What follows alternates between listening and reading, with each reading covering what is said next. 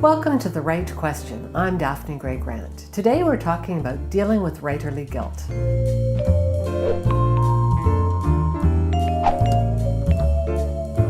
I'm answering a question from Marie Landre from Montreal, Quebec. Here's what she asked via email. I'm failing to stay on track with my writing, and I feel as though I'm constantly having to make excuses to myself. It makes me feel bad about writing, and it makes me feel bad about me. Do you have any suggestions for how I can deal with this problem?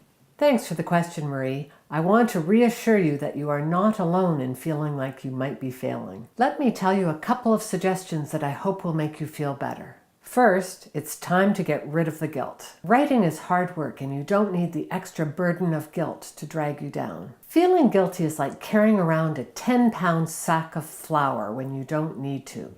Put it down and you might find writing easier. Interestingly, research has shown that guilt is an ineffective way to control behavior. In a 2013 study published in the journal Appetite, researchers found that those who associated chocolate cake with guilt rather than celebration had a harder time losing and maintaining weight. Instead of acting as a positive motivating force, guilt tends to bring on feelings of helplessness and loss of control. Second, look at what you're demanding of yourself and consider whether your standards might be too high. If you have a full-time job and your writing commitment is on top of that, then keep your writing small and contained. You shouldn't be writing more than 30 minutes a day, and 15 minutes may be enough. Be aware that in addition to work, responsibilities like raising young children or looking after aging parents might also make the job more challenging. The main thing is to ensure that your writing habit is sustainable.